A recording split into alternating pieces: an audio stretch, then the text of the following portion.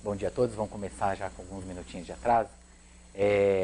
Vamos conversar um pouquinho hoje sobre aspectos atuais da abordagem clínica e cirúrgica da endometriose. Uma doença já bastante antiga, mas com conceitos de etiopatogenia, de diagnóstico, de tratamento, que tem mudado consideravelmente nos últimos anos, em virtude da melhora nos aspectos diagnósticos, de imagem principalmente, e o aparecimento de algumas novas terapêuticas, principalmente cirúrgicas, na abordagem da doença.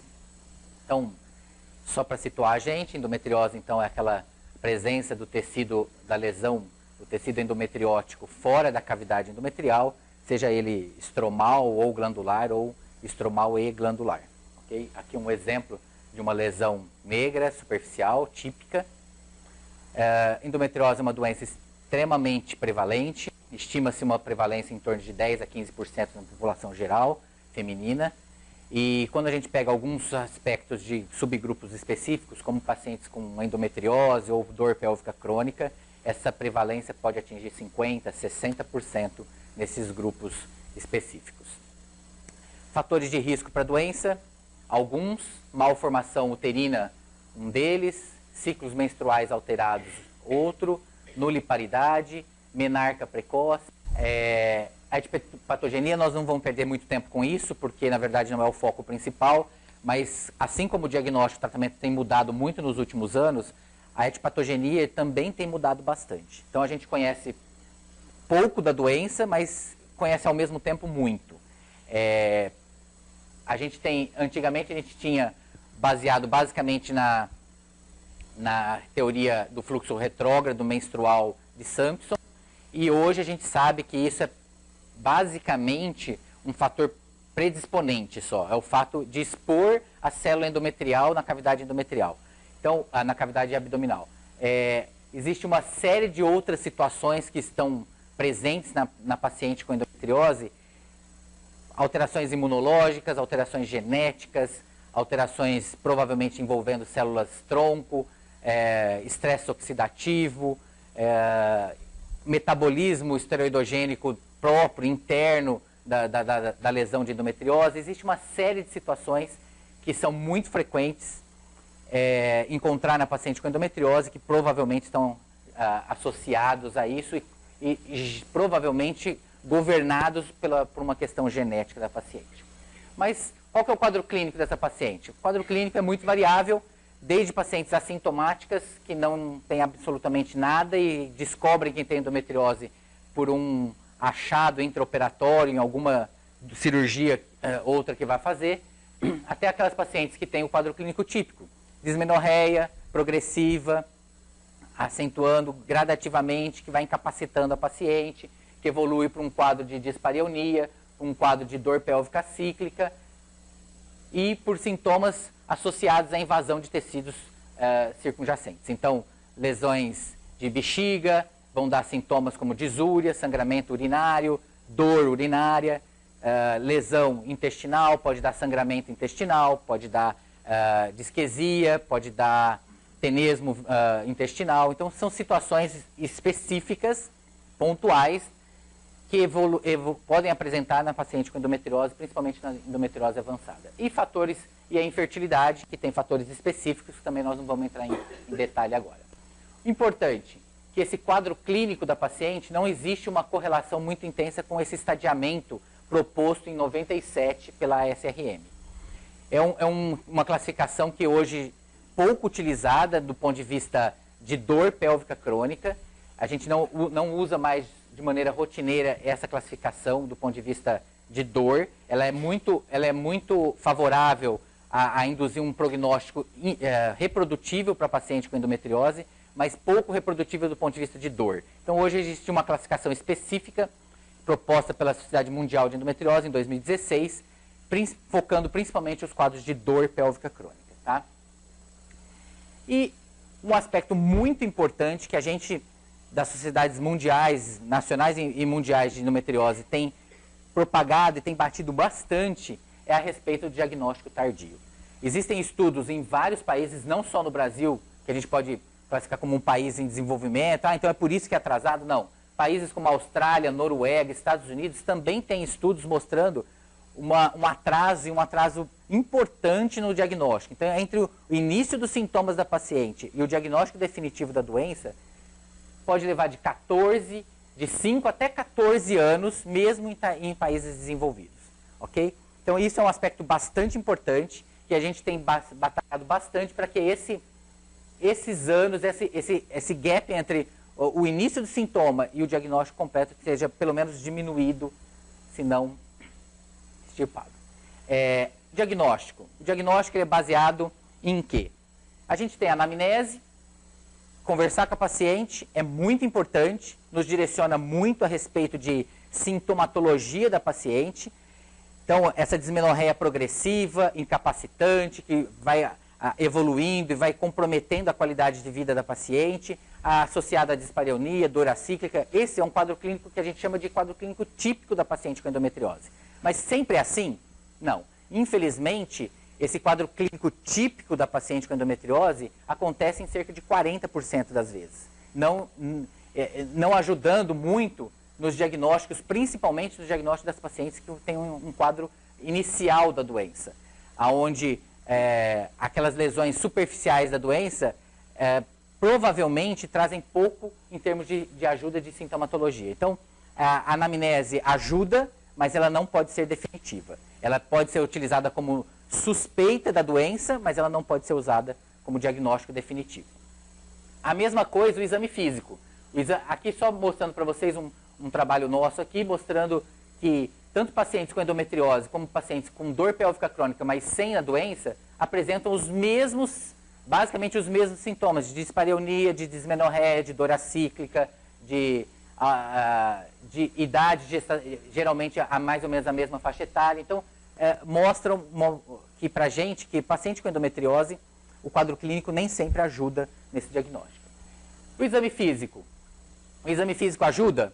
O exame físico vai ajudar basicamente naqueles quadros mais avançados da doença. Então, onde você tem endometriose graus antigamente classificados pela SRM como graus 3 e 4, onde você tem endometrioma, doença endometriótica profunda. Nesses casos, o exame físico ajuda, porque você vai tocar um nódulo no fundo de saco posterior, você vai tocar uma massa anexial associada ao quadro clínico típico da paciente, sugere para a gente que seja realmente uma doença endometriótica.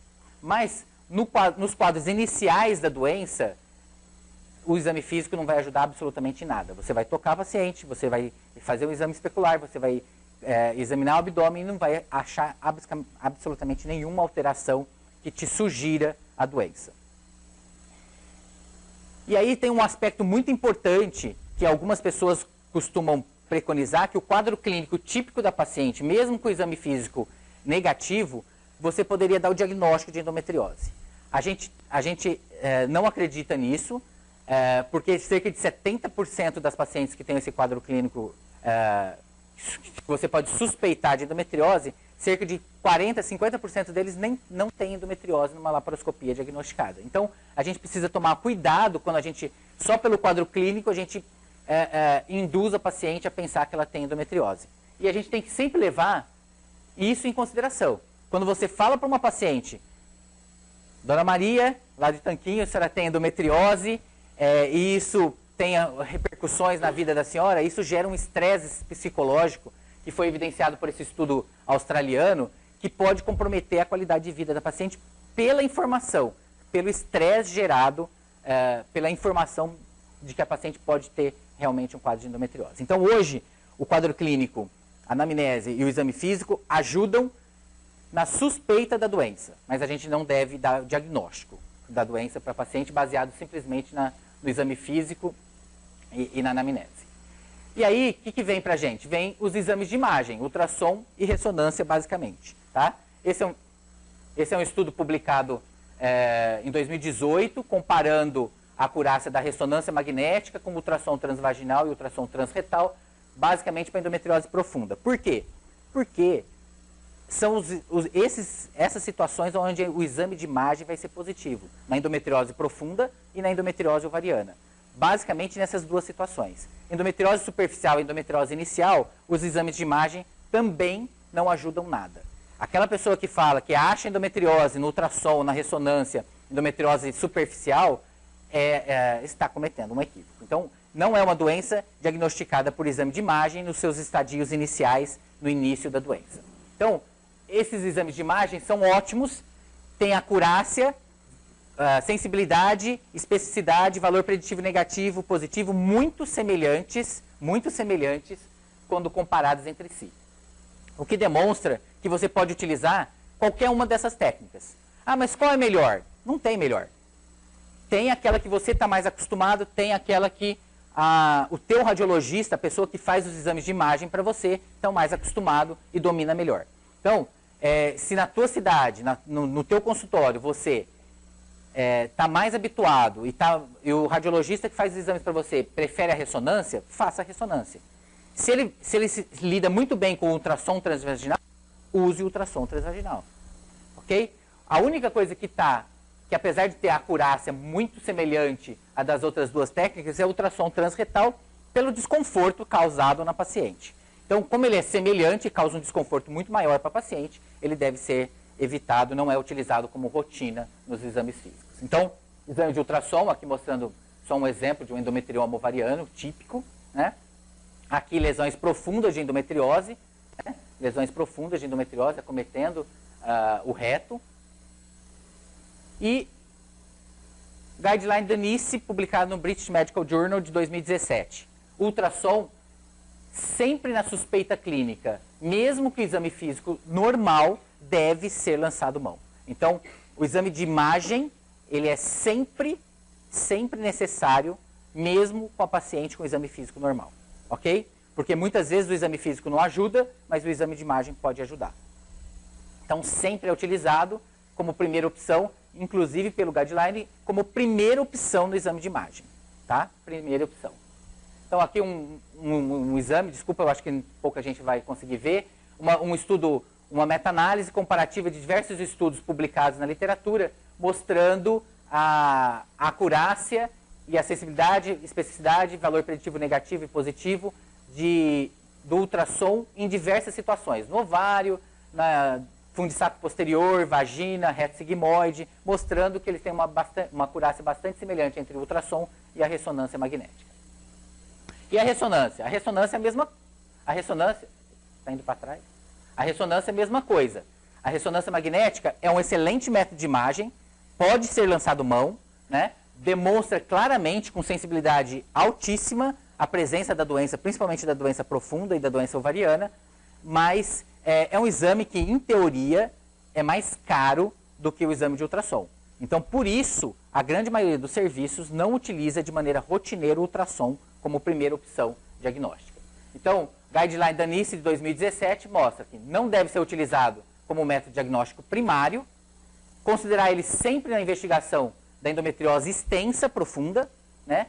E tem que ser sempre interpretado por radiologista especializado em doença endometriótica. Isso não é vantagem só da ressonância. Os exames de ultrassom também devem ser limitados, os exames de imagem avançado de endometriose, principalmente a endometriose profunda, deve ser basicamente feitas por pessoal treinado e especializado. Então, o exame de ultrassom com um protocolo para endometriose profunda, por exemplo, que a gente pede aqui no nosso serviço, deve ser restrito àquelas pacientes que têm, àquelas pessoas, os ultrassonografistas com capacitação para fazer o exame avançado.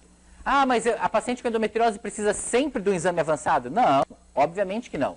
Na suspeita clínica de uma doença, a não ser que o exame físico sugira doença profunda, eu posso pedir um ultrassom transvaginal regular, normal, de rotina, e se tiver sinal de endometriose profunda nesse exame, aí sim aplicar um protocolo de endometriose profunda. Ok? Então, não precisa ser o primeiro exame, sempre um exame avançado, exatamente porque pouca gente tem capacidade para isso, poucos aparelhos têm resolução para isso, e a gente não vai conseguir dar vazão para todas as pacientes. Então, a gente precisa dar uma triada nos casos que vão para esses protocolos de endometriose profunda. Esse é um trabalho publicado também o ano passado, mostrando a comparação com a ressonância, ultrassom transvaginal, transretal, mostrando que eles têm a mesma sensibilidade e especificidade, portanto, podem ser lançado mão qualquer um deles, desde que tenha acesso nas suas pacientes. E o último aspecto diagnóstico são esses marcadores séricos, marcadores urinários, salivares, endometriais, que ultimamente têm sido muito pesquisados, né? Inicialmente os marcadores séricos foram testados, inúmeros marcadores séricos. Aqui tem 7 exemplos aqui, que são os mais publicados, mas se você entrar na literatura, uma meta-análise recente, tem mais de 120 marcadores séricos testados nos diversos estadios da doença para endometriose. Tem algum que seja bom? O melhorzinho é esse daqui, CA125. E ele serve para diagnóstico? Não, ele não serve para diagnóstico. 50% dos casos de endometriose apresentam elevação do CA125. O problema maior qual é? É que esses casos são os estadios avançados, onde o exame de imagem já me mostrou que ela tem a doença, o exame físico já me mostrou que ela tem a doença. Então ajuda? Não. Não ajuda, principalmente nos estadios iniciais, o CA125 não ajuda a detecção. E esse é o que tem melhor desempenho. O CA125 é o que tem melhor desempenho. Então hoje qualquer uma das sociedades internacionais, os guidelines todas, da ASHRE, a SRM, a Sociedade Mundial de Endometriose, nenhuma delas recomenda qualquer marcador sérico, qualquer marcador salivar, qualquer urinário ou qualquer endometrial na prática clínica. Então, não peçam CA125. Vocês estão gastando R$50 e estão jogando no lixo. Porque quando ele está alterado, o exame de imagem, o exame físico já mostrou para a gente que a paciente tem endometriose. Tá? Mas eu costumava pedir, e eu já escutei você mesmo, Júlio, falando que serve para segmento da paciente. Ela tinha um CA125 alto, eu operei, ela baixou e agora está subindo. Esse segmento eu não posso fazer com o CA125? Não, porque os trabalhos mostram para a gente também que a clínica ajuda tanto quanto a elevação do CA125 na vigência de um tratamento, por exemplo, mostrando recidiva da doença. Então a gente, a princípio, não tem mais espaço para o CA125, nem como um critério diagnóstico, nem como segmento da paciente com endometriose. Mas eu escutei falar que tem gente fazendo painel, que tem gente fazendo expressão gênica, endometrial, marcador de fibras. Nada disso na prática clínica hoje demonstrou ter critério diagnóstico, ok? Então, na prática clínica hoje, não tem por que lançar mão desses exames no nosso dia a dia. E aí, o diagnóstico definitivo? O diagnóstico definitivo é sempre com a cirurgia e o anátomo patológico. Sempre. Mas eu preciso sempre disso? Não, obviamente que não. Nós vamos ver aqui. Paciente com suspeita clínica da doença, eu posso lançar a mão do tratamento clínico e a paciente responder muito bem e eu não precisar da cirurgia. Mas eu tenho diagnóstico definitivo de doença? Não. Eu tenho uma suspeita clínica da doença. E eu fiz um teste terapêutico e ela respondeu muito bem a doença, a esse tratamento. Então, diagnóstico definitivo está sempre realizado com os exames de imagem. A gente pode ver lesão ovariana, lesões superficiais, lesões profundas da doença na laparoscopia ou mesmo na laparotomia. Ok? A urografia excretora, colonoscopia, outros exames mais avançados. Preciso? Raramente. Ok? Raramente eu vou precisar de uma urografia excretora, raramente eu vou precisar de uma colonoscopia. Quando eu preciso disso?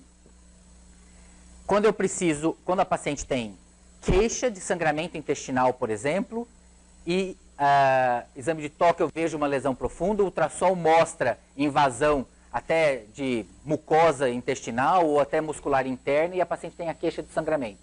Então, a colonoscopia pode ajudar a demonstrar, por exemplo, uma lesão como essa, uma lesão endometriótica, já intracavitária, dentro da alça intestinal, na luz do intestino. Ok? Mas é sempre que eu preciso? Não. Isso é um grande entrave que a gente tem, convencer os proctologistas que a colonoscopia não é necessária nessas pacientes, a não ser em casos de muita exceção. E a urografia excretora, a mesma coisa. Somente quando eu tiver suspeita de invasão ureteral, pelo ultrassom ou pelo exame de imagem, com dilatação de ureter ou hidronefrose, aí sim eu preciso eventualmente de uma urografia excretora. Bom, tratamento. Tratamento, de uma maneira prática, a gente divide em tratamento da dor e da infertilidade. Eu não vou me ater aqui ao fato do tratamento para infertilidade, isso é uma questão específica, tá? E a gente não tem tempo para isso. Então a gente vai focar basicamente no tratamento clínico e cirúrgico da paciente que tem dor pélvica crônica. Mas, obviamente, que uma porcentagem significativa dessas pacientes tem dor e tem infertilidade associada. E a gente precisa pensar de uma maneira conjunta. Não é simplesmente pensar na dor ou pensar só na infertilidade e esquecer o outro, ok? Então isso é um aspecto bastante importante. O que a gente tem de opção hoje para o tratamento clínico dessa doença? Análogo de NRH, contraceptivos hormonais combinados, contraceptivos de progestágio isolado, sejam eles qualquer via, inclusive o sistema intrauterino de levonorgestrel, o implante de etonorgestrel e eventualmente outras possibilidades futuras. Poxa, Júlio, mas faz um tempão que você projeta um slide como esse, tratamento não mudou, é sempre as mesmas opções. Infelizmente é. E quando a gente tem muita opção assim, é porque nenhuma delas é 100%. E é isso que acontece com a doença. Nós não temos opções novas para ser utilizadas na prática clínica, tem muita coisa sendo testada, né? Nós aqui já testamos várias, tem muita coisa sendo testada, mas na prática clínica, do consultório da gente, do dia a dia, nada além exatamente dos tratamentos hormonais. Ok? Então, peraí, passou rápido demais aqui. Então, o análogo de NRH gera hipoestrogenismo, eu não vou ficar atento a detalhes metabólicos da ação molecular da droga, mas ela gera um hipoestrogenismo intenso na paciente e isso acaba tratando a doença, porque é uma doença estrogênio dependente e o ambiente hipoestrogênico afeta o desenvolvimento da doença. É uma das poucas drogas que tem confirmação histológica de que o uso dessa droga realmente bloqueia o crescimento e a progressão da doença. As outras temos sinais de que esteja segurando os sintomas da doença. Então, anticoncepcional oral combinado, progestágio isolado, essas drogas geralmente estão associadas a uma melhora da sintomatologia e não exatamente da progressão da doença. Tá? Já o análogo de NRH é a única classe de drogas que realmente está demonstrado cientificamente que tem efeito na diminuição da progressão da doença. Problemas é que a gente não pode usar por longo prazo, tem que usar por período curto e isso acaba sendo um limitante para a gente, além dos efeitos colaterais todos já que a gente já conhece. Então, contraceptivos orais combinados. Meta-análise da Cochrane, já antiga, de 2000, mostrando que é excelente, controla 70% a 80% dos casos de dismenorreia, de dispareunia e de dor cíclica. Qual é o problema deles? O problema é que eles não tratam 100% das pacientes. Tem boa resposta? Tem. 70%, 80% das pacientes respondem muito bem a essa classe de droga, mas existe 20%, 30% de que não responde. Então, essas não respondedoras é que ficam com um tratamento limitado. Então, é ótimo. E aí, a dúvida dos contraceptivos hormonais combinados é, usamos contínuo ou cíclico? Tem diferença? Ah, mas a paciente não gosta de menstruar. Perfeito. Então, qual que é a via e qual a administração que a gente vai fazer? A posologia de administração? Depende muito do contato com a paciente. Ah, mas um é melhor que o outro? Não. Um não é melhor que o outro, pelo menos os dados da literatura atual não demonstram superioridade em qualquer classe de anticoncepcional combinado, seja com qualquer progestágeno, em cima de outro. E nem que o regime cíclico contínuo seja melhor do que o cíclico. Nenhuma das meta-análises publicadas conseguiu demonstrar isso na prática. Conclusão, a gente ainda está na dúvida se realmente o contraceptivo combinado contínuo é melhor do que o cíclico. Ah, e o que você faz na prática clínica? Eu uso geralmente contínuo, porque a paciente tem uma certa aversão à menstruação. Então, eu normalmente uso contínuo. Mas tem embasamento científico para isso? Não. Até o momento, a gente não tem embasamento científico para falar que uma coisa é superior à outra. E os progestágeos isolados? Os progestágeos isolados têm uma série de efeitos.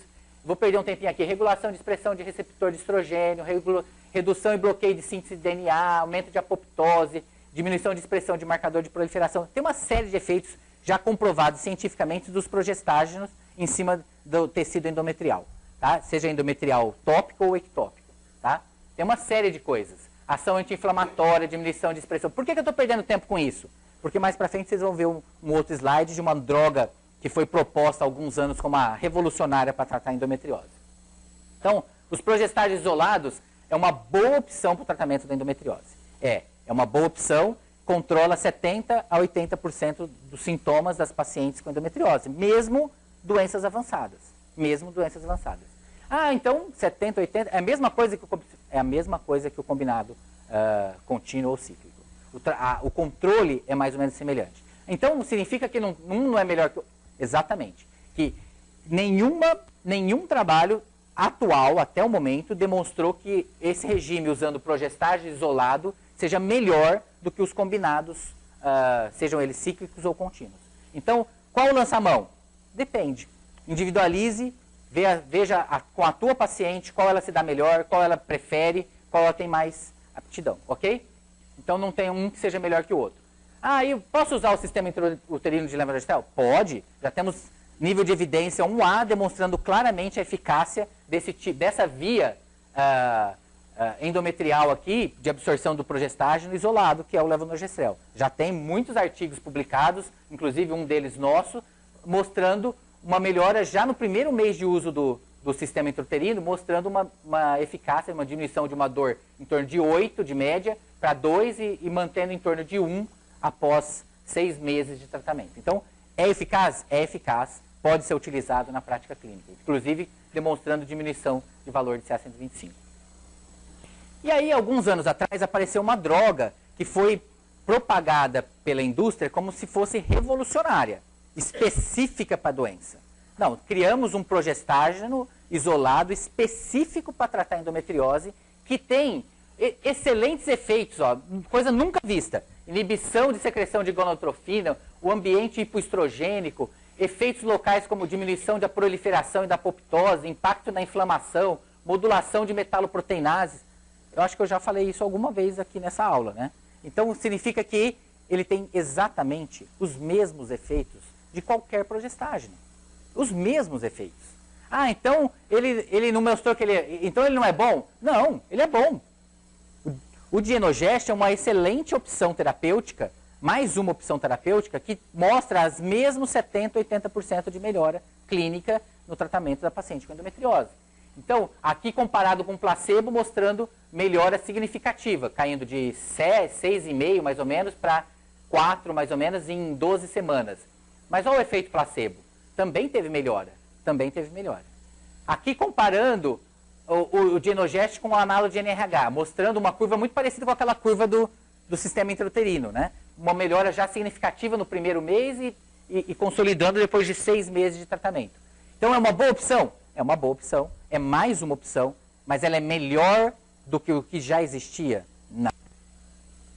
Não é melhor. E a gente tem que pensar no custo que essa medicação tem, né? Hoje ela já deu uma boa barateada, porque generalizaram a comercialização da droga, mas ela tinha um alto custo, altíssimo custo, e mostrava mais ou menos a mesma eficácia que os demais tratamentos que a gente já tinha. Então, só para consolidar os progestágenos isolados, o ano passado, uma lacuna que existia na literatura científica era com o implante de etonogestrel.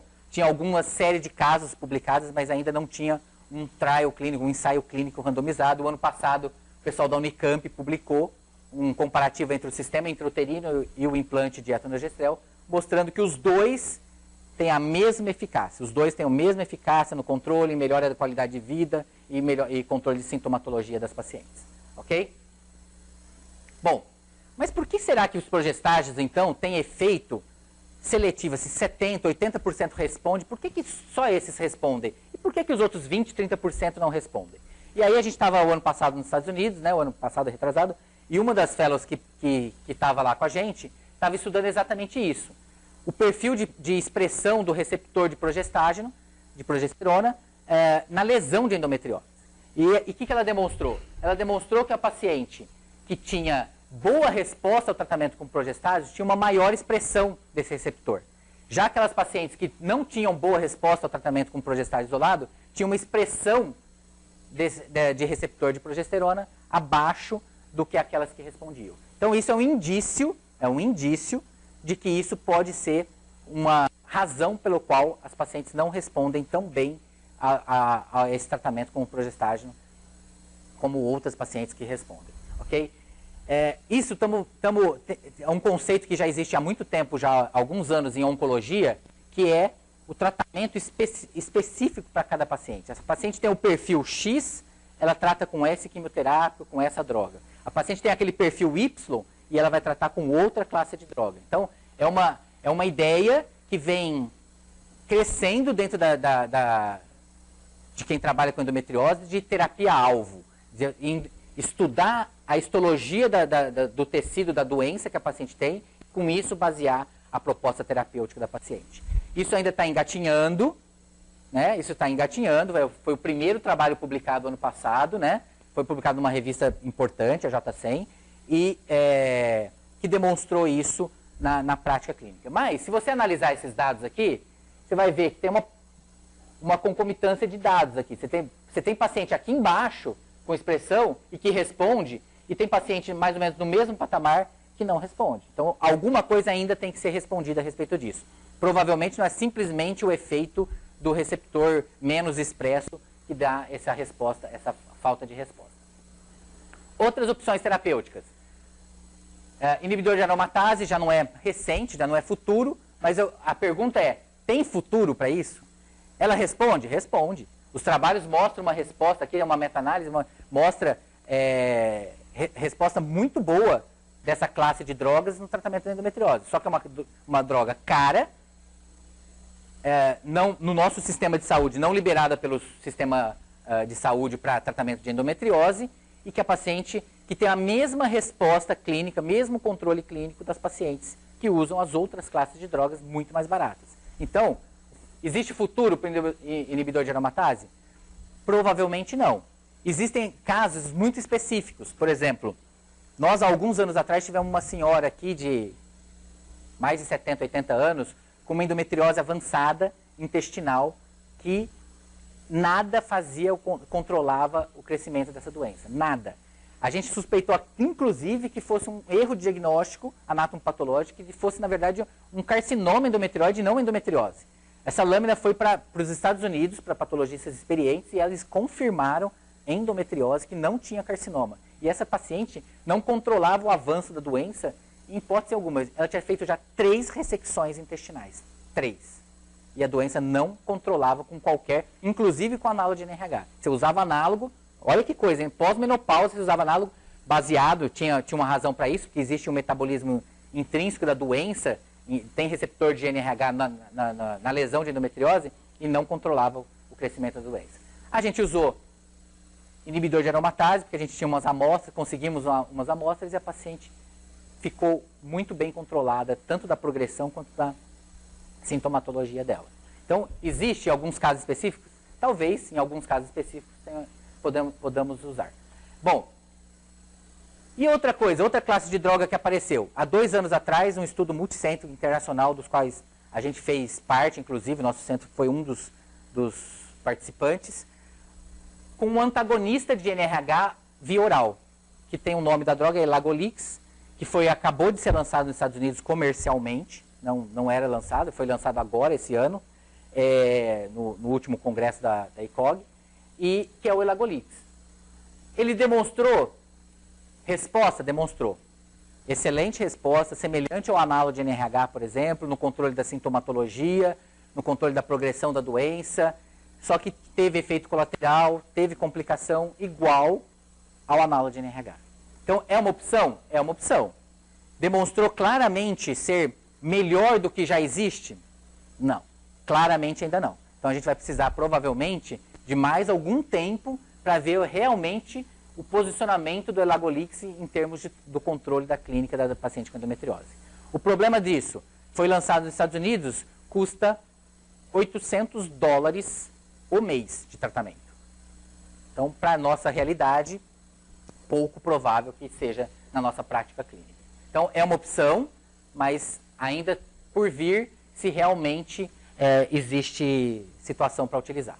E aí, vamos entrar na última parte da aula, que é tratamento cirúrgico. Quando eu devo indicar tratamento cirúrgico para paciente com endometriose?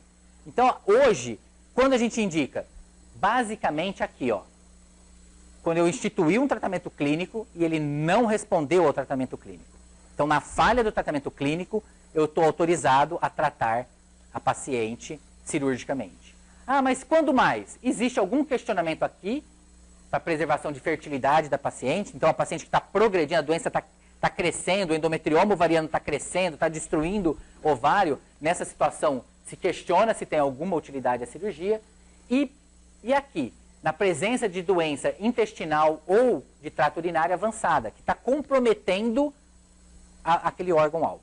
Então, a alça intestinal está ficando estenosada, o ureter está ficando estenosado, está dando endonefrose. Então, nessa situação específica do acometimento e de presença de doença avançada, nesses cenários, tem indicação. Então toda vez que tiver endometriose intestinal, eu tenho que tratar cirurgicamente a doença? Não. Não. Eu posso e estou autorizado a tentar o tratamento clínico, desde que não esteja comprometendo a função do órgão. Ok? Então vamos lá.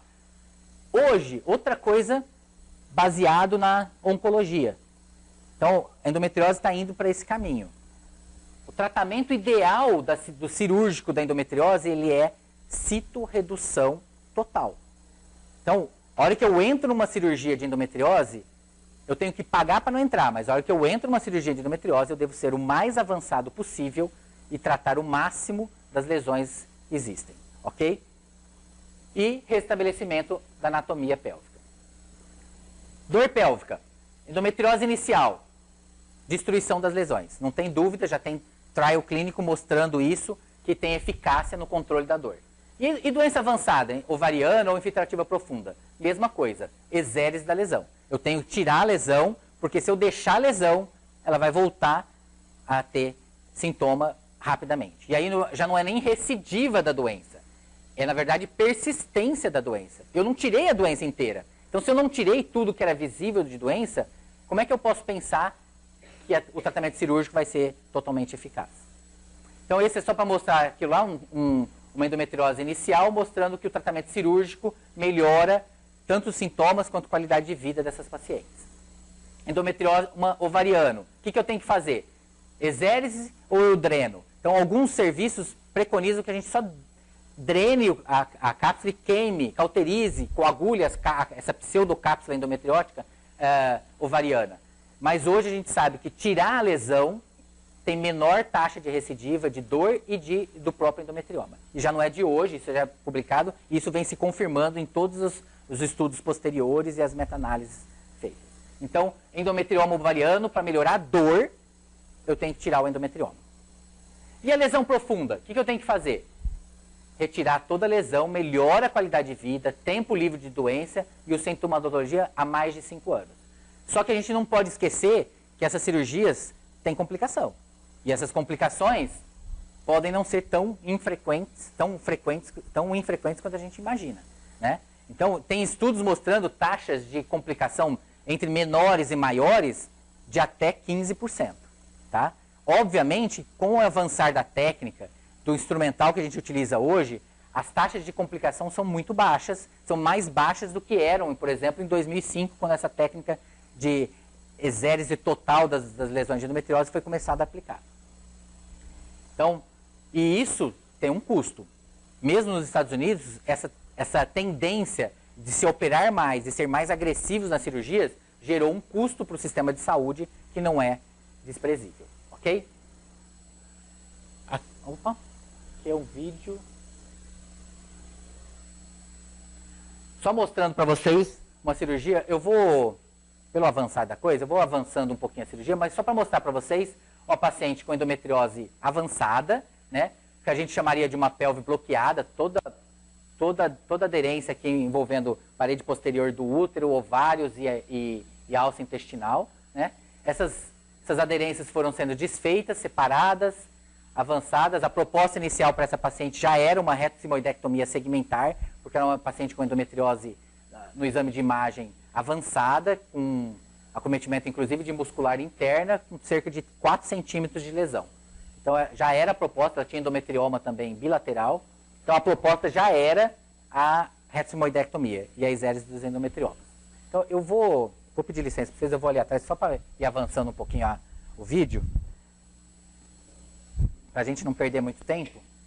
Não vamos conseguir avançar. Não consegue avançar porque ele teve que passar para esse computador. É um MP4 que, no computador da Apple, ele parece a tarjeta para você avançando, mas aqui não vai aparecer.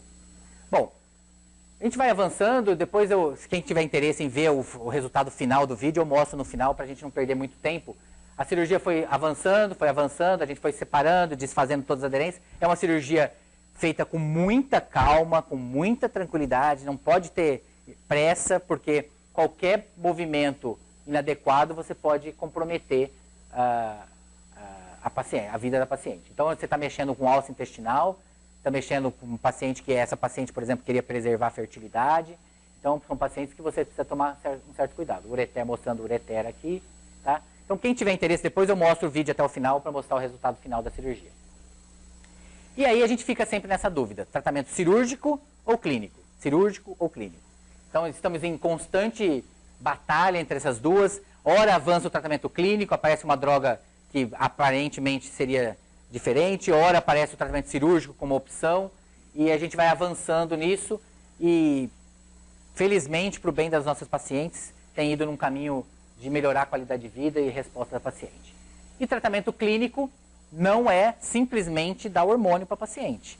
Nós temos uma série de orientações que nós devemos fazer para controlar a sintomatologia dessa paciente. Não é simplesmente, a paciente tem dor, então eu não posso simplesmente falar para ela, toma hormônio e esquece da dor.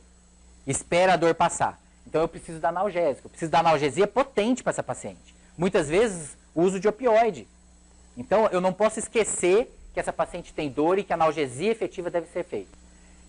Atividade física regular e extenuante já tem trabalhos mostrando benefício do ponto de vista de controle de sintomatologia, hábito alimentar saudável, relaxamento, mudança de estilo de vida, né, além do tratamento analgésico e tratamento hormonal e o tratamento cirúrgico na falha. Quando falhar tudo isso, o tratamento cirúrgico tem que ser o de eleição. Ok? Então, o tratamento dessa paciente não pode ser simplesmente olhar a doença. Eu tenho que ver a paciente como um todo. Isso é muito, muito importante em paciente com dor crônica e principalmente dor pélvica crônica. E aí, os últimos 2 slides que algum tempo atrás a gente falava para a paciente. Não, elas perguntavam, doutor, se eu engravidar, assim, eu tenho dificuldade de engravidar, mas se eu engravidar, eu levo minha gestação normal? E antigamente a gente falava assim, não, o teu problema é engravidar. Você engravidou, tá perfeito. Você vai levar a gestação sem problema nenhum. E aí, em 2016, esse estudo mostrou que não é bem assim. Existe uma probabilidade maior das pacientes, cerca de 2,5 vezes maior de ter trabalho de parto. Desculpa, 6 vezes maior de ter trabalho de parto pré-termo. Existe uma probabilidade maior, cerca de 60 vezes maior, de ter placenta prévia. Isso doença profunda, tá, gente? Descolamento de placenta, hipertensão gestacional, cesárea, histerectomia pós-parto, por sangramento pós-parto, e hemoperitônio e lesão de bexiga. Essas pacientes, esse foi o primeiro estudo que saiu, foi um estudo observacional, mostrando que ela tinha tudo isso aqui mais frequente do que aquelas pacientes que não tinham a doença. Então, a gente precisa chamar atenção para as pacientes que existe um desfecho obstétrico que não é tão favorável assim, pode ter algumas complicações da paciente com endometriose, principalmente a doença avançada. E aí, o questionamento. Então, e se eu tratar cirurgicamente a doença? Se eu melhorar o ambiente dessa paciente, eu melhoro esses desfechos obstétricos? E esse estudo publicado ano passado, um estudo comparativo com poucos casos, não tinham muitos casos, eram, se não me engano, 62 casos no grupo endometriose, 180 no grupo controle, mostrando que persistia com trabalho de parto pré-termo, persistia com restrição de crescimento, persistia com perda sanguínea aumentada e persistia a hipertensão gestacional, mesmo você tratando cirurgicamente antes da paciente engravidar. Significa que, provavelmente, esse mecanismo que compromete o desfecho obstétrico está relacionado à doença, à etiopatogenia da doença, né? E não à presença da lesão. Ok? Acho que era isso que eu tinha para falar para vocês. Mensagens finais. Lembrar que é uma doença, é um problema de saúde pública. A endometriose é considerado hoje pelo Ministério da Saúde, pela maior parte dos sistemas de saúde do mundo, como um problema de saúde pública. Nós precisamos investir em diagnóstico precoce para evitar os casos mais avançados da doença, né? Então, valorizar a clínica da paciente. O tratamento cirúrgico deve ser reservado àquelas que não respondem ao tratamento clínico ou em condições específicas. busca por novas alternativas de tratamento medicamentoso e o tratamento cirúrgico, quando indicado, deve ser citorredutor total. Ok? E sempre realizado por uma abordagem multidisciplinar. É o ginecologista, o proctologista, o urologista, a enfermeira, o psicólogo, o nutricionista, o fisioterapeuta, o terapeuta ocupacional. Tudo que você puder lançar a mão para ajudar essa paciente, a gente tem que lançar, porque realmente é um problema que acomete a paciente como um todo. Ok? Muito obrigado. Desculpa o avançar da hora.